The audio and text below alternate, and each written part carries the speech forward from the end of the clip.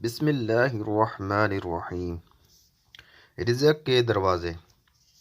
اللہ تعالیٰ نے رزق کے کئی ایک دروازے متعین فرمائے ہیں۔ ان میں سے بعض یہ ہیں۔ نمبر 1، نماز۔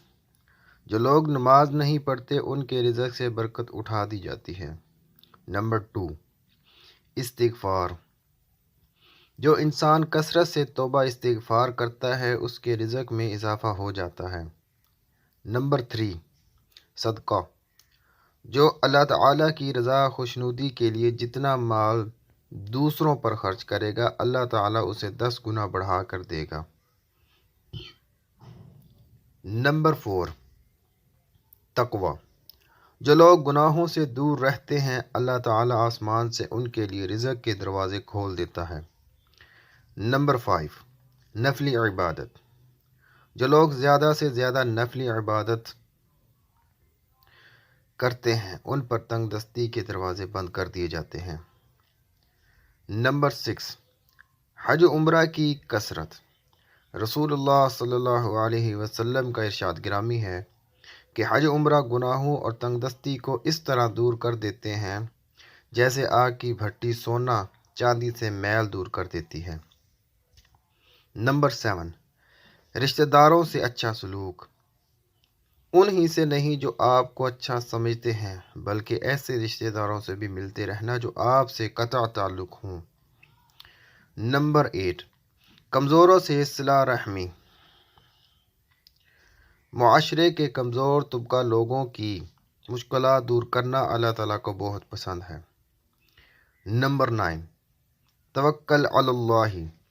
جو شخص یہ یقین رکھے کہ اللہ تعالیٰ دے گا تو وہ اسے ضرور عطا کرے گا۔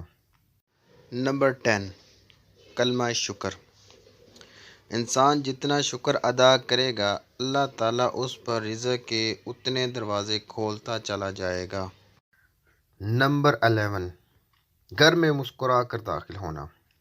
مسکرا کر داخل ہونا سنت بھی ہے۔ نبی کریم صلی اللہ علیہ وسلم کا ارشاد گرامی ہے، اللہ تعالیٰ فرماتا ہے کہ میں رزق بڑھا دوں گا اس شخص کا جو گھر میں داخل ہو اور مسکرا کر سلام کرے۔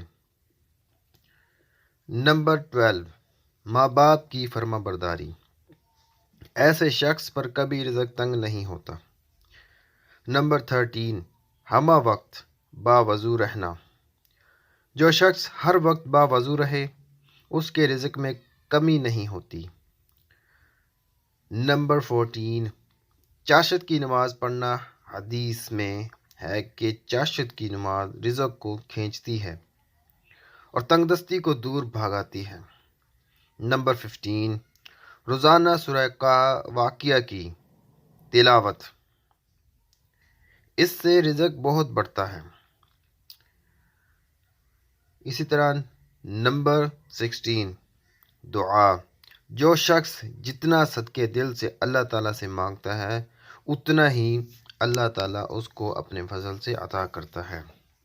وما توفیقی الا باللہ۔ السلام علیکم ورحمۃ اللہ وبرکاتہ۔